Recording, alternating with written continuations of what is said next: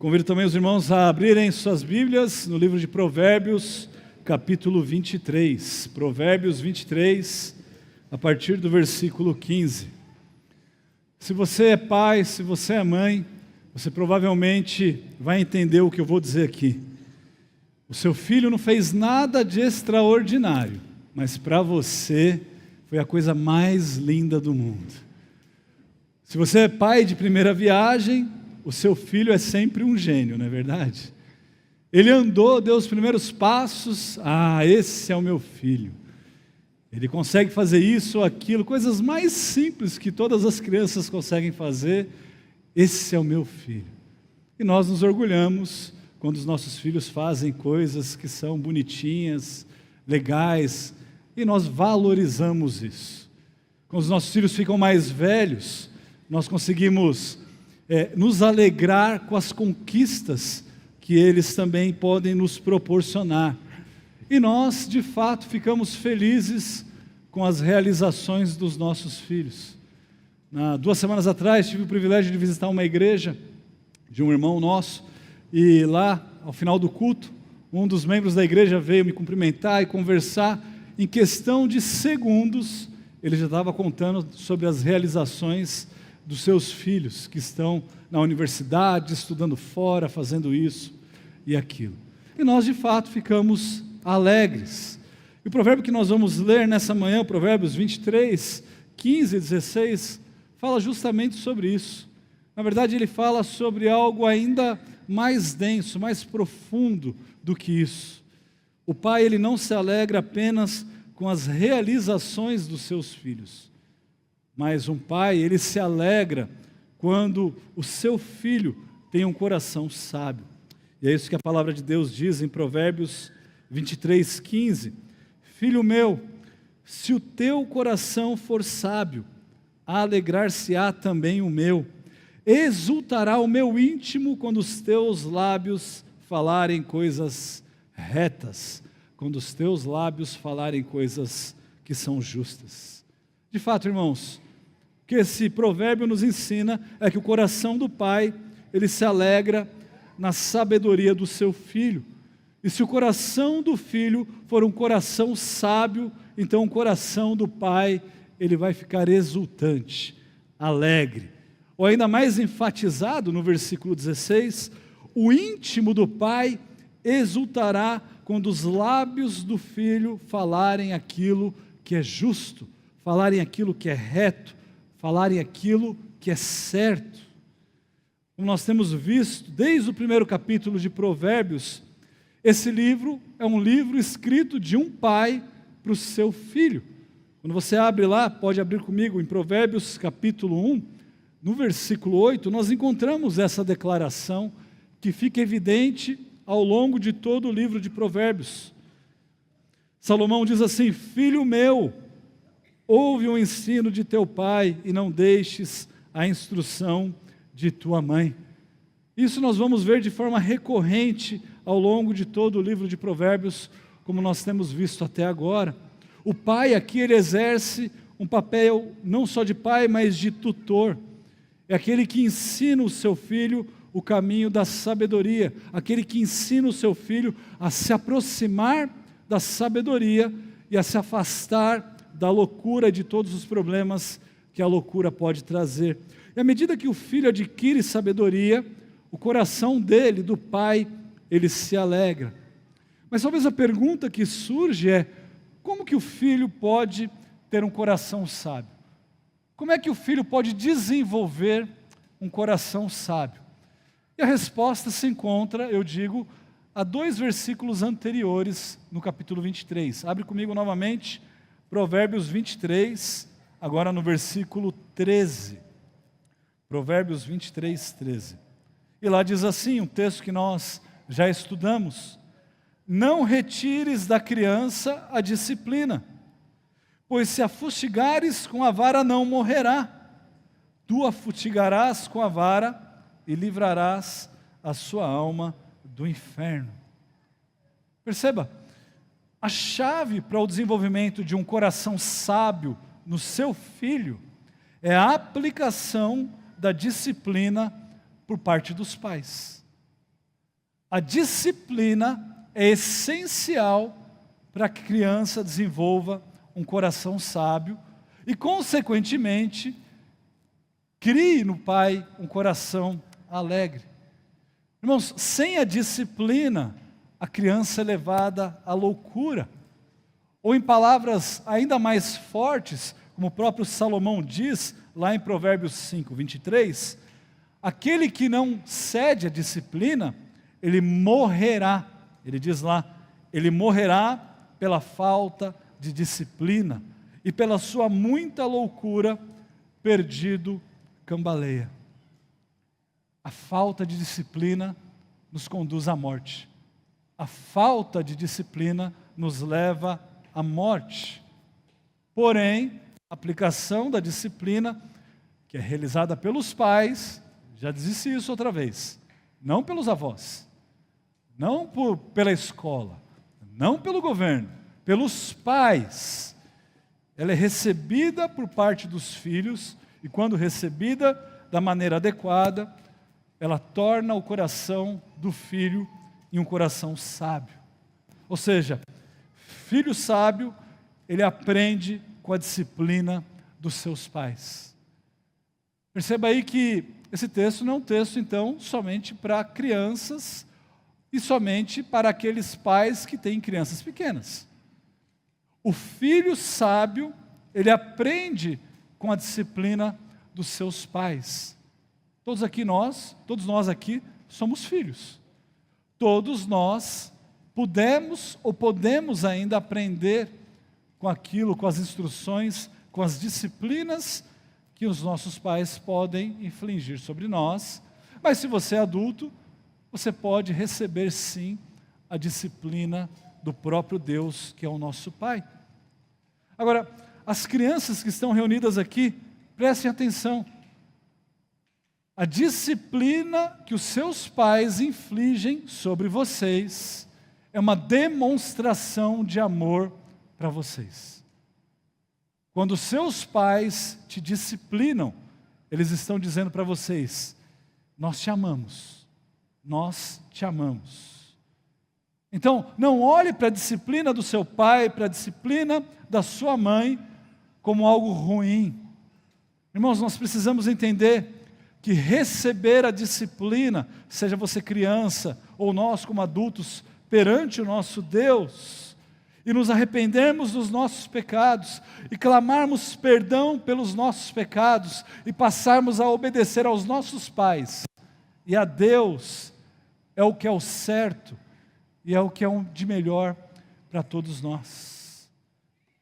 Agora, a segunda pergunta que geralmente aparece quando nós lemos esse texto, o que significa um coração alegre? O que é um coração alegre?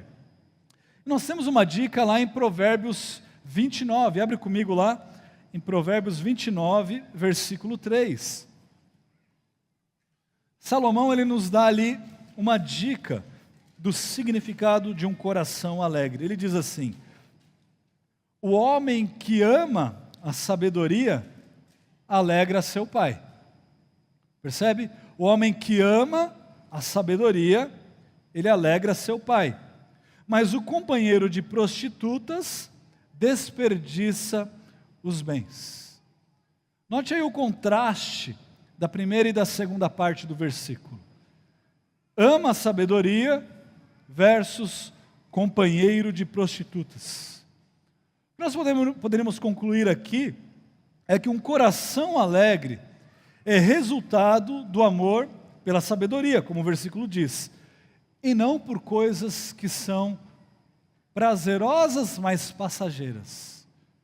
Coisas que são apenas focadas nesse mundo. Coisas que trazem alegria que não é perene, que trazem uma falsa sensação de alegria. Coisas que são praticamente insignificantes quando colocadas em comparação a uma eternidade com Deus. Aqueles que amam a sabedoria são aqueles que têm um coração alegre e que geram um coração alegre. Porém, aqueles que amam coisas que não devem ser amadas, aqueles que são enganados por uma falsa beleza, que são levados pelos seus vícios, pelos seus pecados, que são seduzidos pelos seus vícios. Esses só vão desperdiçar o seu tempo, a sua saúde, a sua alegria perene não vai ser encontrada nisso. Por isso ele diz que o companheiro de prostitutas, ele causa desperdício. No versículo 16, voltando ali para Provérbios 23, Salomão diz: exultará o meu íntimo quando os teus lábios falarem coisas retas. Irmãos, aqui o seu íntimo, a palavra aqui, é literalmente os rins. Os rins. Hoje nós falamos assim que o nosso íntimo é o nosso coração. Eu creio que a sabedoria bíblica vai além da nossa sabedoria popular, né? E os médicos começam a comprovar que há sim relações muito claras, né, entre como nós estamos e os nossos rins também. Mas ele diz aqui que os rins ou o coração, o íntimo dele se alegra quando ele ouve da boca dos seus filhos aquilo que é justo, aquilo que é reto, aquilo que é bom. Afinal, o nosso Senhor Jesus Cristo já disse que os lábios falam daquilo que está cheio o coração. E aqui eu creio que nós precisamos fazer uma pausa. Nós precisamos olhar para essa verdade com outros olhos. Nós precisamos não simplesmente ouvir essas palavras que nós já conhecemos, lembrá-las aqui, esquecê-las em poucos segundos, mas refletir sobre isso. Porque os nossos lábios falarão exatamente sobre aquilo que está contido no nosso coração. Pode uma fonte que jorra água doce jorrar água salgada ou amarga? Tiago argumenta: como é que nós, que louvamos a Deus com os nossos lábios, conseguimos maldizer o nosso próximo, o nosso irmão? Como é que nós podemos viver de uma forma normal perante o mundo, com um coração transformado, mas falando as coisas que o mundo fala? E quando nós olhamos para as circunstâncias da nossa vida, no nosso trabalho, quantas conversas vocês, homens, não têm sobre as qualidades ou faltas de qualidades que vocês encontram nas suas colegas de trabalho? Quantas coisas nós temos a dizer sobre o que nós achamos ou deixamos de achar sobre as características físicas das mulheres que trabalham conosco? Percebe? Como é que o seu lábio pode falar coisas justas ou coisas, na verdade, aqui não justas, sendo que o seu coração foi um coração transformado? Isso não serve só para os homens, as mulheres também. As mulheres também falam e fazem comentários sobre os homens. Eu não estou dizendo aqui que a culpa é de um ou de outro. Irmãos, todos nós sofremos e praticamos esses tipos de pecados. Talvez a mulher não faça um comentário sobre um homem que passa na frente dela na rua, como um homem faria com uma mulher, mas muitas vezes as mulheres fazem comentários que jamais um homem se atentaria a fazer sobre atores da TV, por exemplo, ou de séries televisivas. E nós aceitamos isso como sendo normal, uma brincadeira e coisas desse tipo. Ou então quando nós nos deparamos com a nossa própria fala, reclamando. Falei para minha esposa ontem que eu consegui, através da inteligência artificial, algo fantástico. Depois eu posso vender essa informação para os irmãos. Brincadeira, tá? Os irmãos me mandam um áudio e eu encaminho esse áudio para o WhatsApp, num número, e esse número consegue transcrever o áudio e colocar para mim transcrito aquele áudio de 1 hora, 50 minutos que os irmãos me mandam. E aí depois você consegue ainda pegar aquilo lá e dividir, responder da maneira adequada, e não precisa ficar ali olhando cada vírgula e detalhe. Você ainda consegue colocar num chat GPT e pedir para ele resumir. Irmão, isso é uma bênção. Mas quando nós olhamos para o que a tecnologia pode nos proporcionar, eu tive uma outra ideia fabulosa. Pega lá o seu grupo de WhatsApp familiar, daquela pessoa que fica causando, pega os áudios dela, transcreve esses áudios e mande para ela de volta. E fala para ela, olha só, tudo aquilo que você fala. Será que se eu estivesse dizendo isso, para você, você aceitaria isso como algo normal? Agora, não faça isso com a outra pessoa, tá? Isso era só um exemplo.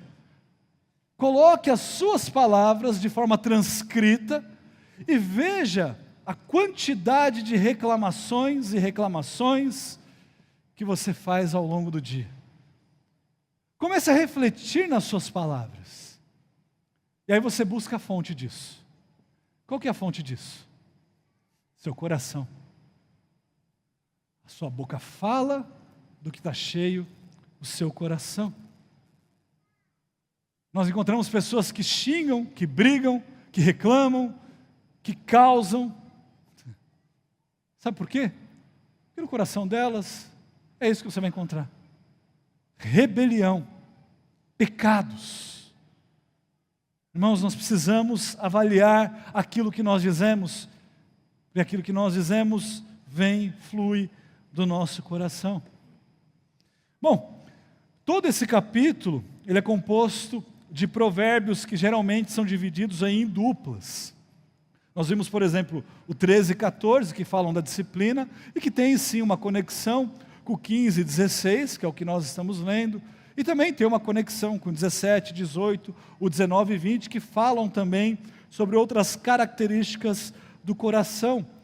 Mas eu sei que nós temos a tendência de nós olharmos para esses versículos e falarmos assim, tá bom, mas você falou de disciplina, falou sobre isso agora, que talvez se encaixe a mim, mas você está falando sobre filho, sobre o coração do pai. Eu não tenho filhos, ou os meus filhos já são adultos, eu não vou disciplinar meus filhos, justamente porque não cabe a mim mais discipliná-los, e assim por diante. Logo, essa mensagem não serve para mim. Eu te digo, não se engane.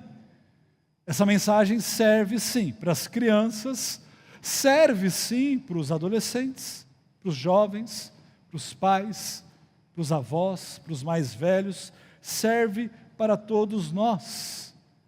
Porque se você foi salvo por Cristo, por esse sangue que nós acabamos de cantar, esse sangue que nos redimiu, que nos transformou em santos, esse sangue nos transformou em irmãos de Cristo e filhos do Deus Altíssimo, filhos do Deus Pai. E se nós temos Deus por Pai, aquilo que nós devemos almejar é a alegria do seu coração, é alegrar o nosso Deus com a nossa prática, é alegrar o coração do nosso Deus, buscando a sabedoria, desenvolvendo um coração sábio. Se o apóstolo João, quando ele escreveu lá em 3 João, versículo 4, que ele não tinha maior alegria do que ouvir que os seus filhos andavam na verdade, o que nós poderíamos dizer então de Deus Pai? A alegria do apóstolo João era ouvir que aqueles que conheceram a verdade por meio do ministério dele, ou que conheceram a verdade, continuavam trilhando o caminho da verdade. Quanto mais Deus se alegraria nisso. Irmãos, Deus se deleita em nós obedecermos a Ele. Deus se deleita quando nós obedecemos a Ele. Salomão nos ensina que abomináveis para o Senhor são os perversos de coração. Mas, esse mas traz alegria. Os que andam em integridade são o seu prazer. Deus se compraz quando nós obedecemos os seus mandamentos. O próprio profeta Samuel, quando ele veio advertir Saul, quando ele deliberadamente desobedeceu a Deus, tentando fazer aquilo que era melhor para Deus, ele diz o seguinte: tem porventura o Senhor tanto prazer em holocaustos e sacrifícios, quanto em que se obedeça a sua palavra? E ele mesmo responde: eis que o obedecer é melhor do que o sacrificar, e o atender melhor do que a gordura de carneiros. Talvez você esteja pensando: não, eu estou fazendo isso, mesmo que possa ser uma aparente desobediência a Deus, porque eu sei que isso é melhor para Deus. Não é. Não é. O melhor para Deus é aquilo que Deus estabelece como sendo a sua lei. A obediência a Ele sempre será melhor, independente da circunstância. A obediência a Deus é o que vai trazer deleite ao próprio Deus. E novamente eu cito o apóstolo João, quando ele declara em João capítulo 14, versículo 15, se me amais, nós sabemos a resposta, guardareis os meus mandamentos. Se me amais, guardareis os meus mandamentos.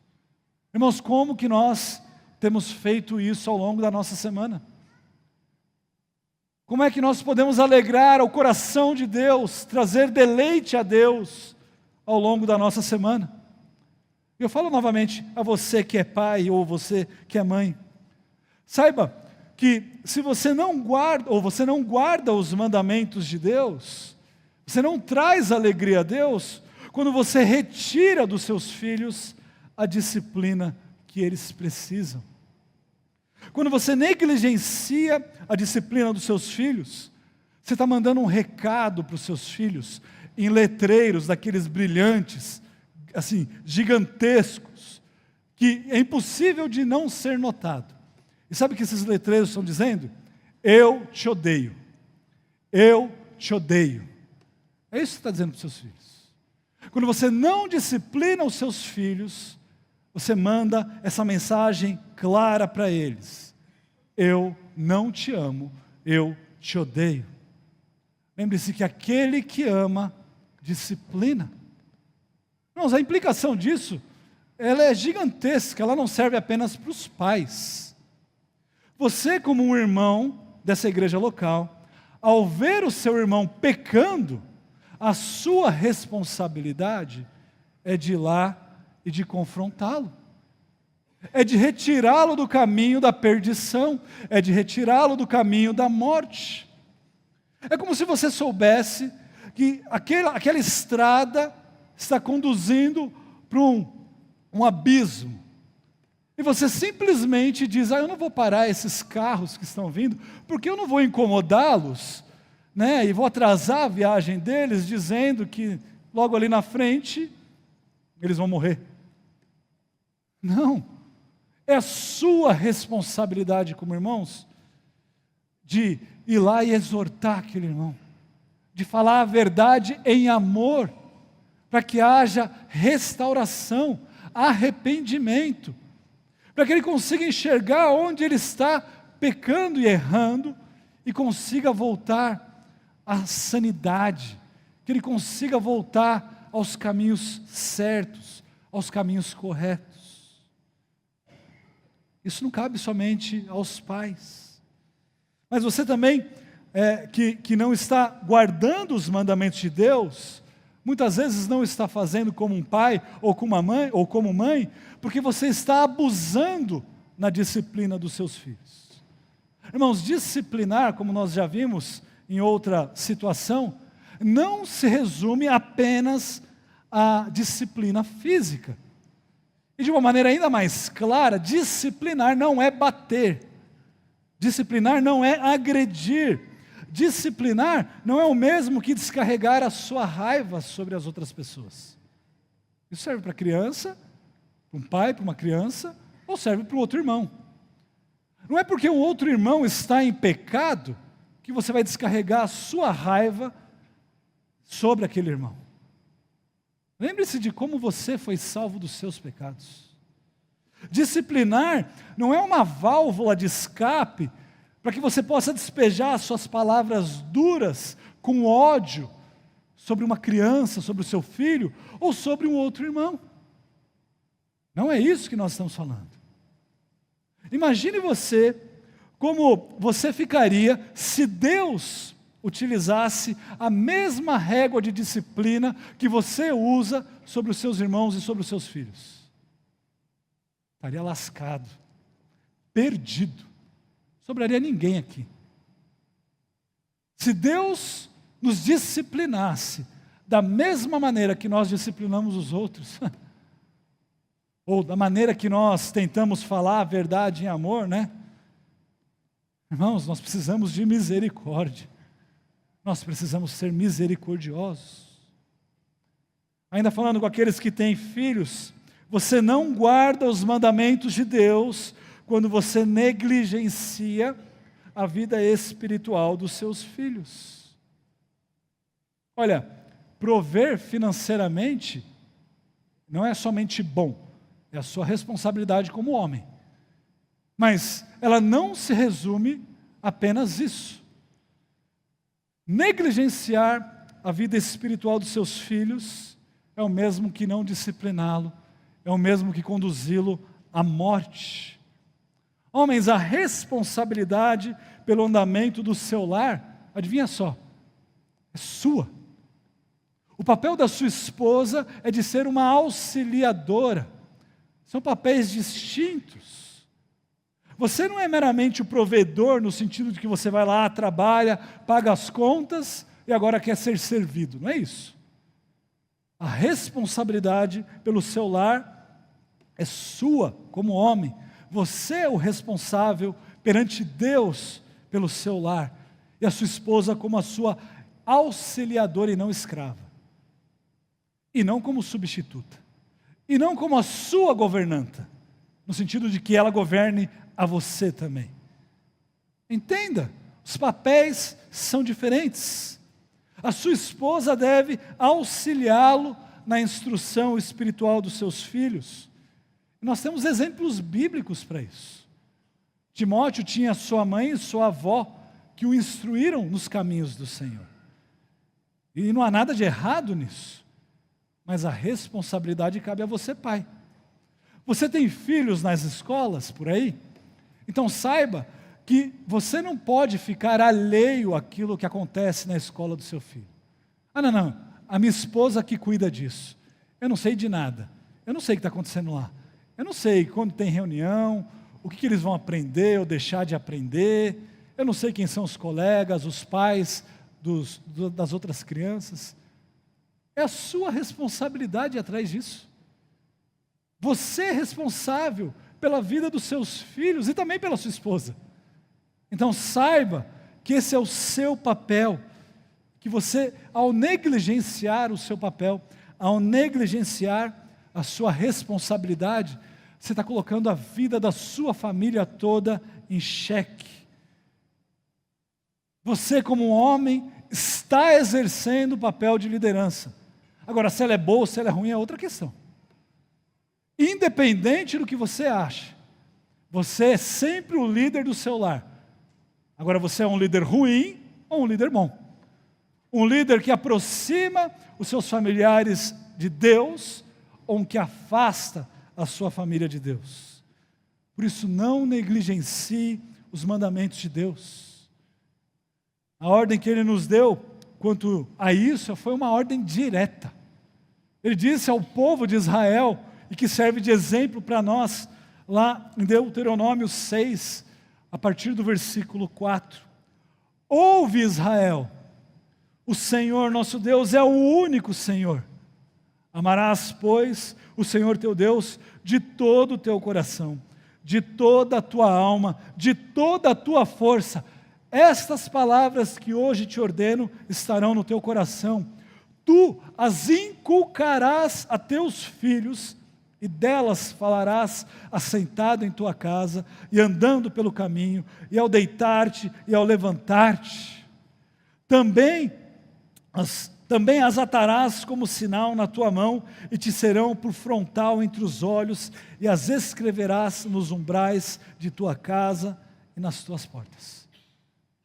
É a sua responsabilidade de inculcar as verdades do Evangelho de Deus na cabecinha dos seus filhos e de apresentar esse evangelho glorioso desde a mais tenra idade, de zelar pela vida dos seus filhos, para que então ele possa desenvolver um coração sábio e, consequentemente, ele alegrará o seu próprio coração. Vocês, crianças, vocês também devem prestar atenção a esse ensino. Obedeçam os seus pais. Aí você fala, mas por quê? Isso é chato. Mas isso é bom. E isso é agradável a Deus, que deseja o seu melhor. E não somente as crianças. Os adolescentes presentes aqui. Aquilo que o seu pai viveu serve de experiência para que ele te poupe dos problemas e pecados que você possa passar na sua vida. Saiba, você que é jovem, que é adolescente, você não sabe de tudo. Você, apesar de ter os recursos tecnológicos, tem uma fonte de sabedoria a qual você pode recorrer. Seus pais, seus avós, que podem te auxiliar. E que diferente do seu professor de história ou de geografia ou de outras disciplinas, lá no colégio, que vão te ensinar coisas politicamente enviesadas, os seus pais, eles têm vocês como algo mais precioso. E eles querem o bem de vocês. Por isso, dê ouvido aos conselhos dos seus pais. Você alegra ao seu pai e à sua mãe quando você obedece a eles. Mas nós sabemos que no nosso meio aqui nós temos pessoas de todas as condições.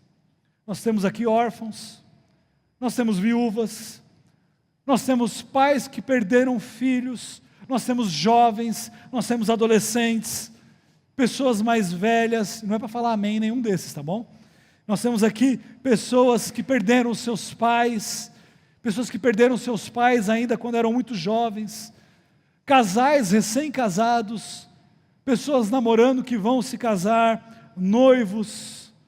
E mais uma vez, a nossa tendência é falar, esse texto aí não serve para mim, esse texto não se aplica para mim.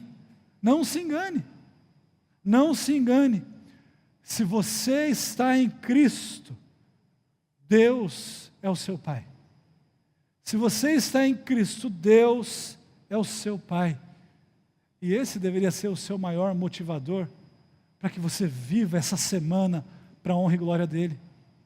Para que você busque um coração sábio, para que você reveja as atitudes que você tem tomado, as palavras que você tem falado, o tipo de coisa que você tem assistido e ouvido, os grupinhos com que você tem se misturado, as situações em que você se coloca. Olha, grande parte dos problemas que nós temos se dá porque nós fazemos escolhas tolas, assim como Davi.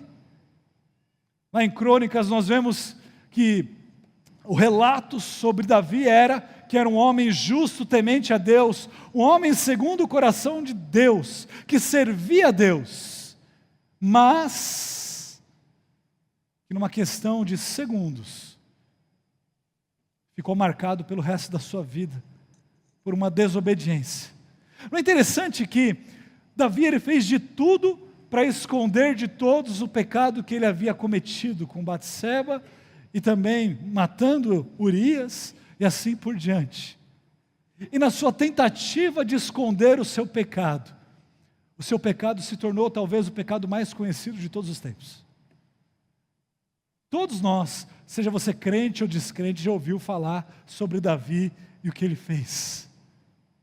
Não se engane, se você está em Cristo, o seu motivador maior é esse, que a sua vida deve ser vivida para a honra e glória de Deus.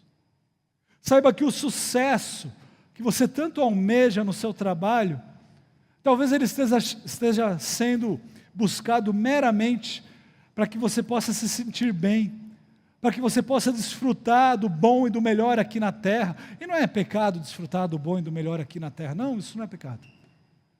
O problema é que se o seu sucesso estiver focado nisso e não na glória de Deus, então não vale a pena. não vale a pena. Agora imagine que o seu empenho naquilo que você faz seja para trazer glória a Deus. Você realmente acha que Deus o deixaria trabalhar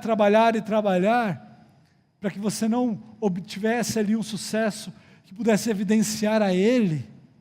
Eu não estou dizendo aqui que aquilo que nós fazemos é meritório, que se nós simplesmente fizermos o nosso melhor, Deus vai nos abençoar com posses e bens, não é isso.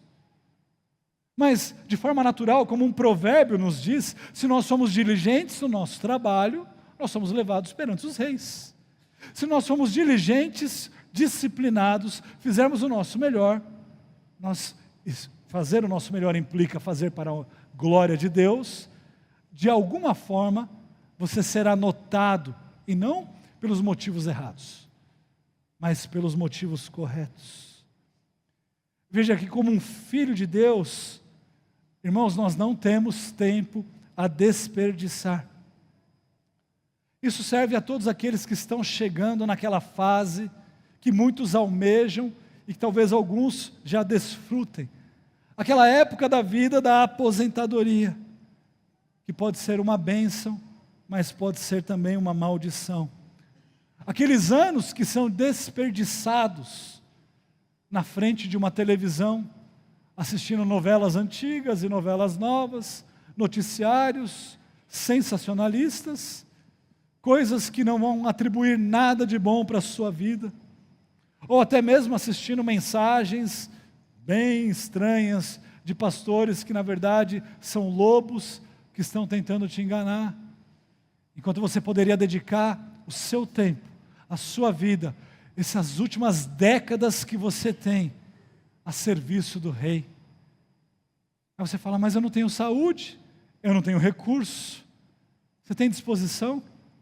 Então ore a Deus, faça o que lhe cabe, o que você tem em mãos, use para a glória de Deus. Não há desculpas, irmãos, não há desculpas. A tecnologia nos proporcionou aquilo que nós acabamos de falar. Nós podemos mandar mensagens a todos os momentos, recebê-las em todas as formas possíveis, em vídeo, em áudio, em texto, hoje em dia até em desenhos, se você quiser. Você não tem desculpas para falar que você não pode mandar uma mensagem para algum irmão que está passando por uma necessidade. Você não tem desculpas para falar que não sabe qual é a situação dos nossos missionários no campo, porque existe internet lá na Europa também, existe internet aqui no Brasil, e todos temos acesso, mas nós não buscamos essas coisas. Não há desculpas para nós servirmos a Deus. Aproveite esses anos que você tem, e nós não sabemos quantos mais serão, para que nós possamos desfrutar e compartilhar do privilégio que é servir a Deus da melhor maneira que nós temos em nossas mãos. Independente de qual seja a sua situação, você pode ser luz e sal, você pode abençoar pessoas que estão ao seu redor, você pode fazer visitas hospitalares, orar com o irmão, ligar para o irmão, contribuir financeiramente, com alimentos, com outras coisas, irmãos. Não limitemos o nosso serviço apenas a coisas que nós não temos acesso. Nós precisamos aplicar o nosso coração à oração, ao serviço, e certamente nós abençoaremos outras pessoas e também seremos abençoados. Irmãos, nós precisamos ser constantemente lembrados de que a nossa obediência a Deus é o que deve ter precedência em nossa mente e em nosso coração. O seu papel como um filho de Deus é de honrar ao seu Pai que está nos céus. Por isso, não abandone a sua luta contra os seus pecados da mentira, contra os seus pecados da fofoca, contra os seus pecados da pornografia, da maledicência, da preguiça, da sua falta de amor pela sua esposa, da sua falta de respeito pelo seu marido ou por outros membros da congregação, pela sua desobediência ou pela sua obediência aos seus pais, pela honra dos seus pais, se você já é mais velho. Não abandone a luta contra esses pecados. Não abandone. Encare a luta contra os seus pecados como algo sério, e não apenas como mais um dia, e que você vai amanhecer, eu sou sempre assim, sempre faço isso, eu não tenho forças. Isso é mentira. Se nós confessarmos os nossos pecados, Ele é fiel e justo para nos perdoar e nos purificar. O próprio Senhor Jesus disse em João 16, que Ele nos enviaria, depois que Ele partisse, um auxiliador, o Consolador, o próprio Espírito Santo de Deus. E quando Ele viesse, esse que é conhecido como Espírito da Verdade, Ele nos guiaria em toda a verdade.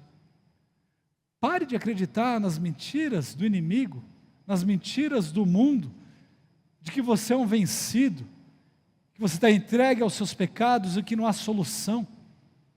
Pare de acreditar nisso. Comece a acreditar na palavra de Deus, a lutar contra os seus pecados. E aí então você vai perceber que você tem sim um auxiliador muito mais poderoso do que qualquer outra coisa. Clame a esse Deus para que Ele te ajude por meio do seu Santo Espírito. Clame a Ele. Faça como Davi. Coloque diante de Deus as promessas de Deus. E Deus prometeu e as cumpriu. E agora que o Senhor as cumpriu, ó Deus, me forneça a vitória diante das minhas tentações, diante dos meus problemas. Afaste de mim, ó Deus, as tentações. E me dê força para que eu possa enfrentar os meus pecados, as minhas tentações e obter vitória, adquirindo um coração sábio e alegrando ao Senhor nesse processo. Irmãos, o exemplo supremo que nós temos é do próprio Senhor Jesus Cristo. Deus Pai diz: este é o meu Filho em quem me comprazo. Este é o exemplo que nós temos que seguir. Cristo é o nosso exemplo. Nós devemos viver uma vida que busque a semelhança de Cristo. Que as palavras do apóstolo João, mais uma vez, possam nos ajudar e ressoar em nossos ouvidos ao longo dessa semana, como ele diz em 2 João 1,6. E o amor é este, que andemos segundo os seus mandamentos. Este mandamento, como ouvistes desde o princípio, é que andeis nesse amor. Irmãos, que nós possamos viver de maneira justa, buscando a sabedoria para alegrarmos ao nosso Deus com o nosso viver. Oremos. Senhor nosso Deus, nos ajude, ó Pai. Nos ajude na nossa luta contra o nosso pecado. Ó Pai, não nos entregue às nossas tentações. Afaste de nós, ó Deus, as nossas tentações.